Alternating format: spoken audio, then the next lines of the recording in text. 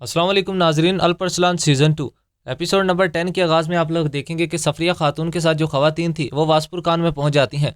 अरसलान यूसुफ उनसे पूछ रहा था, बताओ सफ़रिया को किसने अगवा किया है, किसने ऐसा किया है।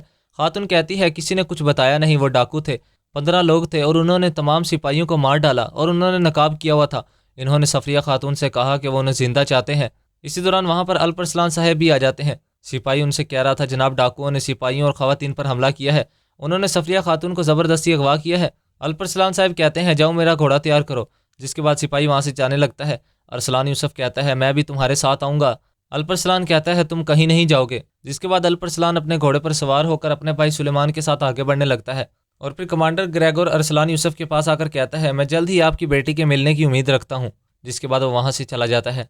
इधर दूसरी जानिब जंगल के अंदर अल्परसलान अपने सिपाहियों के साथ जंगल में आगे बढ़ रहे थे और फिर वो एक मुकाम पर जाकर अपने घोड़ों से नीचे उतरते हैं और वहाँ पर निशानात का ताक़ुब करने लगते हैं।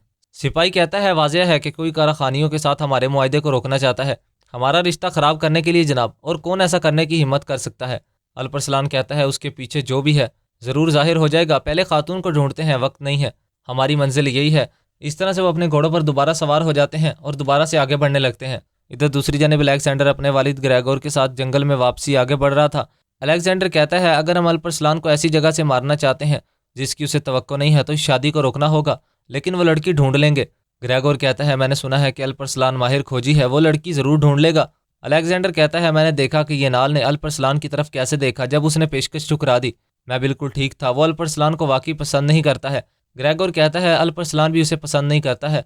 अगर सब कुछ मनसूबाबंदी के मुताबिक होगा तो ना सिर्फ अल्परसलान को कारखानियों का मुकाबला करना पड़ेगा बल्कि ये नाल से भी दुश्मनी कर बैठेगा। देखो अलेक्जेंडर, अगर तुम अपने दुश्मन को शिकस्त देना चाहते हो तो तुम उस पर अंदर से हमला करोगे। अलेक्जेंडर कहता है, ज़रूर बाबा जान। इस तरह से वो आगे बढ़ने लगते हैं। इधर दूसरी जानिब ये नाल अपने भाई अरबस खान के पास खड़ा उससे कह रहा था, आखिरकार मैंने इससे मुलाकात की जिसका मैं बरसों से बेसब्री से इंतज़ार कर रहा था। हमारे बाप का खून एक बार फिर एक हो गया है, इस मामले में मुझे अकेला ना छोड़ना, मेरे साथ रहना मेरे प्यारे अरबस खान। अरबस खान कहता है, हम में इतना इख्तलाफात था कि हम आपस में लड़ते फिरते थे, लेकिन ये अलग बात है, जब तक वो हमारी बातों पर राज़ी ना हो मैं आपके साथ हूँ भाईजान। यनाल कहता है, आपका शुक्रिया, वो हमारी बात मानेंगे, ज़रूर मानेंगे। इधर दूसरी जानिब नकाब पोश आदमी सफ़रिया खातून को अगवा कर आगे बढ़ रहे थे। सफ़रिया खातून कह रही थी, मैं अरसलान यूसुफ कारखानियों की बेटी हूँ, तुम्हें मेरा नाम ज़रूर मालूम होगा लेकिन मेरी शोहरत नहीं, तुम्हें पैसों से भर दूंगी, इससे ज़्यादा दूंगी जो कि तुम्हारे मालिक ने तुम्हें दिया है। सिपाही कहता है, फजूल बातें ना करो खातून। सफ़रिया खातून कहती है, मैं कसम खाती हूँ कि तुम्हें और तुम्हारे सिपाहियों के सर उड़ा दूंगी। जिसके बाद उसको लेकर एक गार में चले जाते हैं और फिर सुरमई तिजारती बाजार का मंजर सामने आता है जिसके अंदर अलेक्जेंडर कह रहा था, गोया आपके लिए काफ़ी नहीं था कि हमारे मुहाफिज तुम्हारे और सामान की हिफाजत करें, क्या तुम लोग पागल हो गए हो, ये बात कौन मानेगा मुझे बताओ। ताजर कहता है, हमारी तमाम तिजारतें जो हमने बरसों से आनी के साथ की हैं उससे हम रोम में बहुत ज़्यादा फ़ायदा लाए हैं, क्या अब आप भी हमें मायूस कर देंगे। अलेक्जेंडर कहता है, मेरे सिपाही मर रहे हैं और तुम्हारे लौटे हुए माल के ज़िम्मेदार भी नहीं हो, माल नहीं तो पैसे नहीं। सब ताजर वहाँ पर आपस में गुफ्तगू करने लगते हैं और कहते हैं, ये क्या कह रहे हो, हम अपना हक चाहते हैं। अलेक्जेंडर कहता है, सब लोग खामोश हो जाओ, हमने आज तक किसी के लौटे हुए माल का मुआवजा नहीं दिया है और अब भी नहीं देंगे। तुम्हारा माल लौटा गया तो तुम्हारे सिपाही भी हिफाजत करते हुए मारे गए हैं। ताजर कहता है, ये मुनसिफाना फ़ैसला नहीं है, हमने बरसों भर तुम्हारे साथ काम किया है, अगर आज हमारे साथ कोई गिनौना वाक़या पेश आया है तो तुम हमारी मदद नहीं करोगे तो और कौन करेगा। अगर हम अपने तहफ़्फ़ुज़ नहीं देते तो तुम्हारे पास अपने काफ़िलों को यहाँ लाने की कोई जगह नहीं है और ना ही हम आइंदा से अपना सामान यहाँ पर लेकर आएंगे। अलेक्जेंडर कहता है, ये रोम का दरवाज़ा है, अगर तुम इन सरजमीनों में तिजारत करना चाहते हो तो फिर यहीं पर आओगे और कोई दूसरा चारा भी नहीं है। जिसके बाद अलेक्जेंडर वहाँ से जाने लगता है। इधर दूसरी जानिब हम लोग देखते हैं नकाबपोश आदमी सफ़रिया खातून को लेकर एक कार में आते हैं। सफ़रिया खातून वहाँ से छूट जाती है और उन पर हमला कर देती है, तलवार उठाकर उनको वहीं पर मार देती है और वहाँ से फ़रार होने में कामयाब हो जाती है।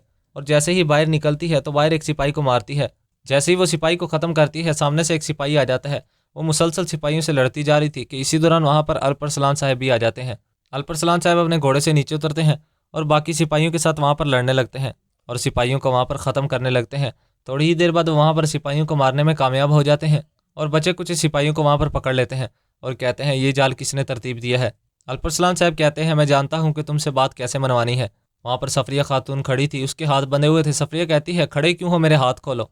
जिसके बाद एक सिपाही आगे आकर उसके हाथ खोलने लगता है। सफ़रिया कहती है, लगता है कि मेरे मुहाफिज ने किले पहुँच कर आपको इतला दे दी। सुलेमान कहता है, ऐसा ही है सफ़रिया खातून। जिसके बाद वो वहाँ से जाने लगते हैं اور دوستوں آج کے ہمارے اس ایپیسوڈ کا اختتام یہ پر ہو جاتا ہے. اگر آپ کو آج کی ایپیسوڈ پسند آئے تو پلیز ویڈیو کو لائک کر دیجیے گا, چینل کو سبسکرائب کر دیجیے گا, ساتھ ہی کے بیل آئکن پر کلک کر کے آل کرنا نہ بھولیے گا تاکہ جیسے ہی نیکسٹ ایپیسوڈ آئے تو اس کا نوٹیفیکیشن آپ کو مل جائے اور آپ اس کو فوراً واچ کر سکیں.